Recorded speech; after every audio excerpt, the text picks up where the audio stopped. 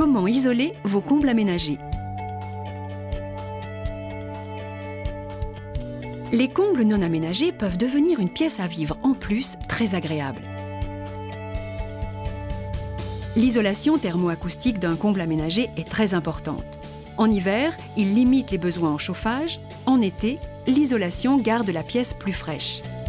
Les propriétés d'isolation acoustique de la laine de verre Ursa atténuent les bruits extérieurs ou ceux dus à la pluie qui tombe sur le toit.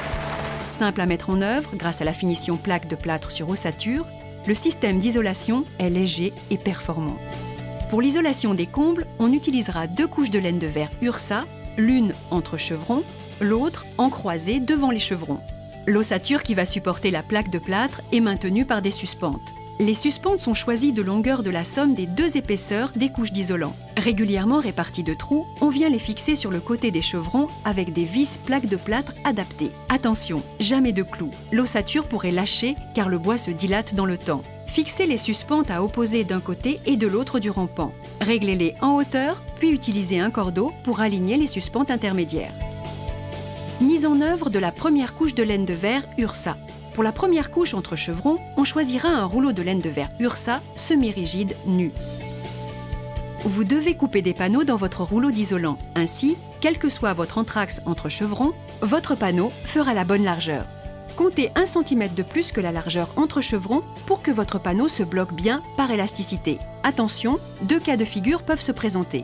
Dans le cas d'une construction neuve avec présence d'un écran de sous-toiture, respirant à la vapeur d'eau, HPV, installez un rouleau semi-rigide nu entre chevrons d'épaisseur 80 mm, en contact avec l'écran. Dans le cas d'une rénovation, 2 schémas sont possibles. Non-présence d'écran de sous-toiture, installez un rouleau semi-rigide nu entre chevrons d'épaisseur 80 mm. Si présence d'un écran, laissez une lame d'air de ventilation de 20 mm et installez un rouleau semi-rigide nu d'épaisseur 60 mm.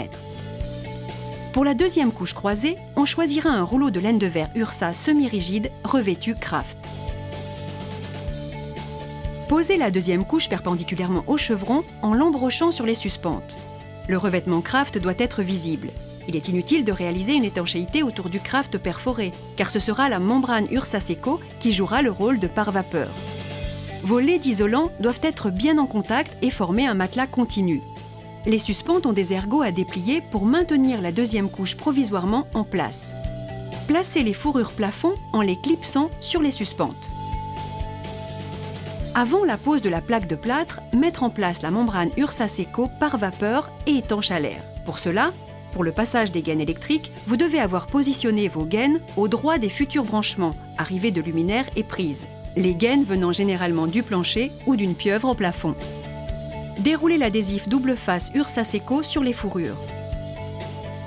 Déroulez la membrane Ursa Seco dans le sens des fourrures.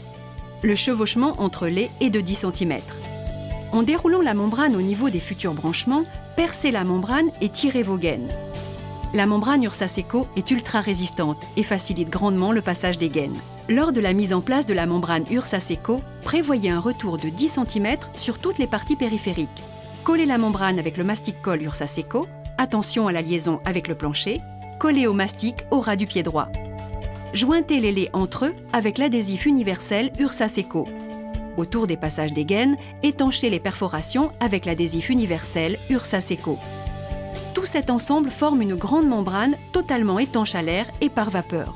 Dans le cas où vos pannes restent apparentes, le retour de l'étanchéité à l'air de 10 cm doit être collé au mastic au ras de la fourrure. Après installation des plaques de plâtre, coupez la membrane. Vous avez maintenant une nouvelle pièce à vivre parfaitement isolée.